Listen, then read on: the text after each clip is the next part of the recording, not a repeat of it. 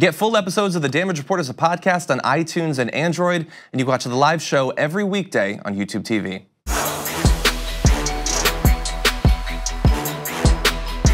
So yesterday, the hallway outside Nancy Pelosi's office was one of the hottest spots in DC, with hundreds of environmental activists camping outside of it, pushing for change necessary to avert climate change. They were members of Sunrise Movement, and we're very blessed now at The Damage Report to welcome Varshini Prakash, founder and communications director of Sunrise Movement. Welcome to the show. Hey John, it's great to be here. It's great to have you here. So we're very excited about the protest and the possibility that she could be moved in the right direction on these issues. But for those who might not have seen the live video and the coverage yesterday of that protest movement, what were you hoping to accomplish? Yeah, so yesterday, as you said, we had hundreds of youth activists with Sunrise Movement.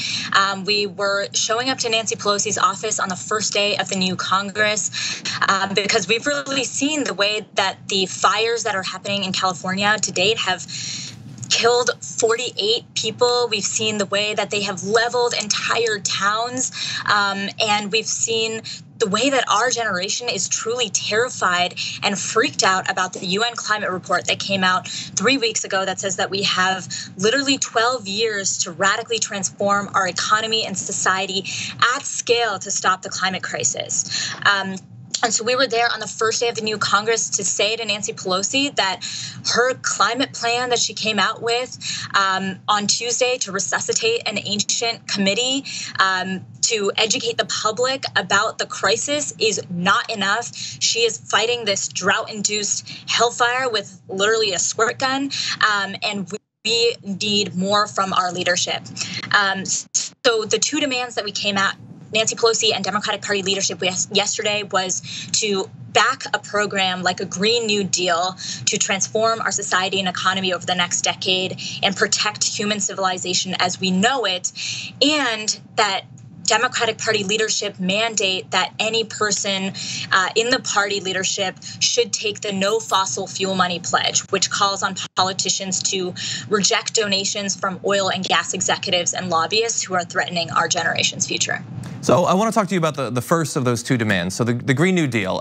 Here in America, we've been told for literally decades that if we were to do anything about climate change, it would wreck our economy, destroy jobs, and all of that. So is that actually the case? What would the Green New Deal produce? Yeah, that is simply not true. We are talking about a Green New Deal. A lot of people talk about a Green New Deal in different ways, and the way that we're thinking about it is a broad transformative program that would quite literally create millions upon millions of good paying green jobs for Americans, that it would involve massive reinvestment in communities on the front lines of crisis, low-income folks, people of color, that it would force politicians to stop taking money from oil and gas executives.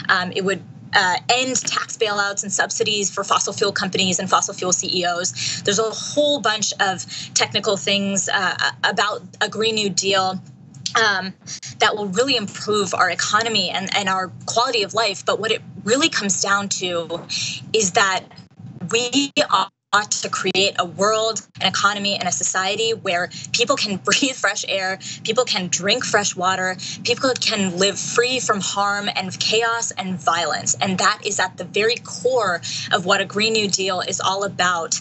And we are so grateful that people like Alexandria Ocasio-Cortez and all of these badass women of color, first-year congresswomen are backing a Green New Deal. And we think there's a lot of activism and energy to come in the next few weeks.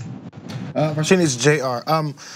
We saw Alexandria Ocasio-Cortez yesterday talk about letting Nancy Pelosi know that we back her to do something like this, things like the Green New Deal. What is the approach, if any, right now, at least from your group, as far as getting also maybe some Republicans on the side? Because we talked before about getting money out of politics, and if many times Republicans are set free of that, they also have more of a chance to do the right thing. Is there an approach right now you have to get them on board for things that many people, honestly, I'm one of them, don't think they have much of a reason to do? Yeah, it's real. I think there is a lot of common cause here. I think we've been pushing Republicans and Democrats to take the no fossil fuel money pledge over the last year and a half, we got over 1,200 politicians to sign on to the No Fossil Fuel Money Pledge. Not many of them were GOP members, but we think that there is a lot of room for improvement there. Right now, we're pushing on Democrats because we think there's actually a real possibility that we can make something happen here. Alexandria Ocasio-Cortez introduced a resolution for a new House Select Committee on a Green New Deal to replace the committee that Nancy Pelosi is talking about reviving, that would have that previously had no actual funding or power to draft legislation.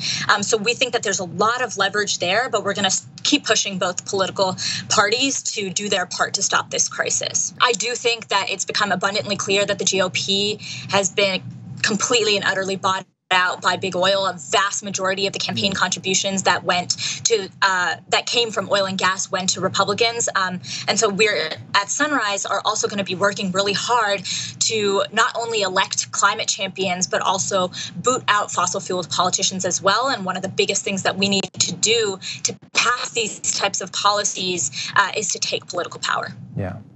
So we've got this context of these terrible wildfires, worsening hurricanes, all these environmental problems. You also have the recent UN report that you mentioned. For some people, even people on the left who don't necessarily prioritize climate change as one of their top issues, has the what was described in that UN report, is that lighting a fire under people to take this problem more seriously? Are you seeing that? Yeah, absolutely. I mean, that report was terrifying. And there was this moment in the protests yesterday where, right as we were starting the sit-in, I asked a question to the crowd. And I said, how many of the young people here today, on the night that the UN climate report came out, felt your heart drop into your stomach and felt your future flash before your eyes? And every single person in the room, all 200 people, raised their hands in unison, and you could just see the sheer immensity and the weight that young people hold right now in people's eyes. So I think young people are fired up about this issue. We had a call 2 days after the IPCC report came out to sort of process with young people around the country about what this meant. And 400 people signed up to get on that call. There's a lot of momentum behind it and people are freaked out. But luckily, movements like Sunrise and other movements are there for people to participate and put some of those blues into action. Best remedy for climate anxiety, as I've found, is to actually translate that into action. I couldn't agree more. Well, Varshini, thank you so much for joining us on the show and for your activist measures yesterday. Absolutely. Thanks so much for having me. Thank you. Thank you very much for watching this clip from the Damage Report. If you liked it, don't forget to subscribe to this channel and ring the bell on YouTube to get notifications of our new videos. And of course, you can catch the full Damage Report live every weekday at 1 p.m. Eastern, 10 a.m. Pacific on TYT Network on YouTube TV.